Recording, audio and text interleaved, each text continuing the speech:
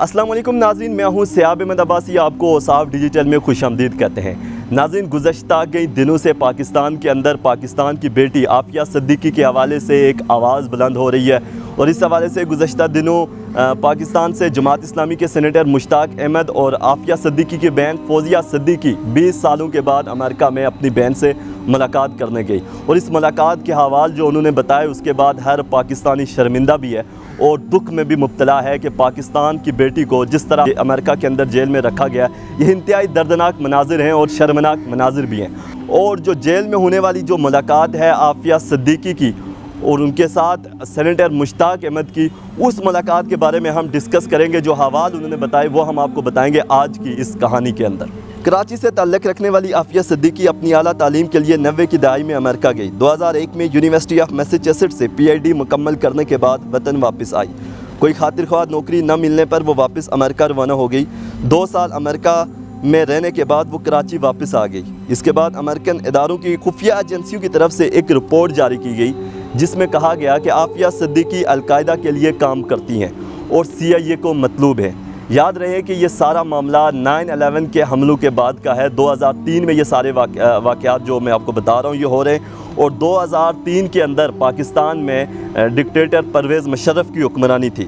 اس حوالے سے پاکستان جو ہے وار آن ٹیرر پر امریکہ کا اتحادی تھا اور فرنٹ لائن پر وار آن ٹیرر پر لڑ بھی رہا تھا۔ پاکستان کو اس حوالے سے پریشر بھی تھا کہ عافیہ صدیقی کو امریکہ کے حوالے کیا جائے۔ اسی دوران پاکستان میں اگر کوئی بھی آپریشن، کوئی بھی شخص جس کا تعلق القاعدہ یا کسی دہشت گرد تنظیم سے ہو تو پاکستانی اور امریکن انٹیلیجنس ایجنسیز مل کر اس پر کام کرتی تھی۔ اس خبر کے سامنے آنے کے بعد عافیہ صدیقی کراچی میں ہی روپوش ہو گئی۔ پاکستان پر عافیہ صدیقی کی حوالگی پر امریکی دباؤ بڑھنے لگا۔ 30 مارچ 2003 عافیہ صدیقی اپنے 3 بچوں کے ہمراہ کراچی سے راولپنڈی آ رہی تھی۔ اس سے پہلے کہ وہ کراچی ایئرپورٹ پر پہنچتی، ان کو رستے میں سے ہی غائب کر دیا گیا اور ان کو اغوا کر دیا گیا۔ اسی حوالے سے پاکستان میں خبریں چلنا شروع ہو گئی۔ اس حوالے سے امریکی حکام کا کہنا تھا کہ ان کو عافیہ صدیقی کے بارے میں کوئی علم نہیں اور انہوں نے عافیہ صدیقی کو گرفتار نہیں کیا۔ عالمی میڈیا پر بھی عافیہ صدیقی کے حوالے سے خبریں چلنا شروع ہو گئی۔ کم و بیش 5 سال کے بعد عالمی خبر رساں ادارے کی طرف سے ایک خبر سامنے آتی ہے کہ افغانستان کی جیل گرام کے اندر قیدی نمبر 650 ہے، اور مزید تحقیق کرنے پر یہ پتہ چلتا ہے کہ قیدی نمبر 650 عافیہ صدیقی ہیں۔ اس پر امریکی حکام کو مجبور ہو کر سامنے آنا پڑتا ہے اور یہ وضاحت دی کہ عافیہ صدیقی کو 27 جولائی 2008 میں افغانستان سے ہم نے گرفتار کیا۔ عافیہ صدیقی کو ان کی بڑی بیٹی کے ساتھ امریکہ منتقل کر دیا گیا اور دوسرے بچوں کو ان کی بہن کے گھر نامعلوم افراد چھوڑ کر چلے گئے۔ اس کے بعد عافیہ صدیقی پر امریکہ میں مقدمہ چلا اور 86 سال کی قید سنائی گئی۔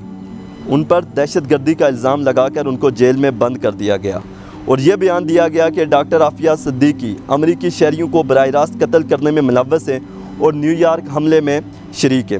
اس قید کے دوران ان پر تشدد بھی کیا جاتا رہا اور ان پر ظلم بھی ڈھائے گئے۔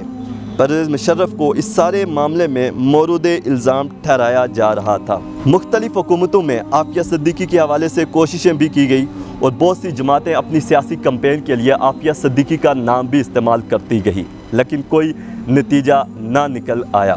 گزشتہ سال عافیہ صدیقی کے حوالے سے یہ خبر بھی چلی کہ عافیہ صدیقی کو جیل میں تشدد کیا گیا، ان کے سر پر راڈ مارا گیا، اور جس کے بعد سوشل میڈیا پر عافیہ صدیقی کے حوالے سے مختلف خبریں چلنا شروع ہو گئی۔ تقریباً 20 سال بعد گزشتہ دنوں عافیہ صدیقی کی بہن فوزیہ صدیقی اور جماعت اسلامی کے سینیٹر مشتاق احمد عافیہ صدیقی سے ملنے امریکہ گئے اور امریکی حکومت سے ان کو اجازت بھی مل گئی۔ سینیٹر مشتاق احمد اور عافیہ صدیقی نے جو ملاقات کے بعد حوال بتائے وہ انتہائی دردناک ہیں، شرمناک بھی ہیں اور پاکستان کے لیے یہ المناک مناظر بھی ہیں۔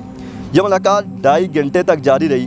2 بہنیں ایک دوسرے کو گلے لگا کر مل بھی نہ سکی اور ان کی گفتگو مائکرو فون کے ذریعے ریکارڈ بھی کی گئی۔ موٹے شیشے کی دیوار حائل تھی۔ بیٹی کو ماں کی وفات کا جیل میں بتایا گیا۔ بچوں کی تصاویر تک نہ دکھائی گئی۔ آنسو کا ایک سلسلہ جاری تھا۔ وہ جوانی میں جانے والی عافیہ صدیقی ایک بوڑھی لاش کا منظر پیش کر رہی تھی۔ اپنی بہن کو وہ سارے ظلم بتائے جو اس پر کیے گئے۔ ان کی بہن اپنے جذبات پر قابو نہ رکھ سکی اور ایک کافی لمبے ٹائم تک وہ روتی رہی۔ سینیٹر مشتاق احمد اس ملاقات کا حوال بیان کرتے ہیں۔ جو حالت انہوں نے عافیہ صدیقی کی دیکھی، اس کے بعد اس دردناک صورتحال کو وہ بیان کرنے سے قاصر ہیں۔ وہ بتاتے ہیں کہ ان کی صحت انتہائی کمزور تھی، وہ مسلسل رو رہی تھی اور زنجیروں میں جکڑ کر ان کو واپس لے جایا گیا۔ وہ بار بار کہہ رہی تھی کہ مجھے اس جہنم سے نکالو۔ اس کے بعد پاکستانی حکومت پر لازم ہے کہ وہ کی رہائی کے لیے سفارتی محاذ پر لڑے، اور ہر پاکستانی پر یہ فرض ہے کہ وہ آفیہ صدیقی کی جنگ لڑے۔ اسی کے ساتھ اوصاف ڈیجیٹل میں سیاب احمد عباسی کو دیجیے گا اجازت۔ اللہ حافظ۔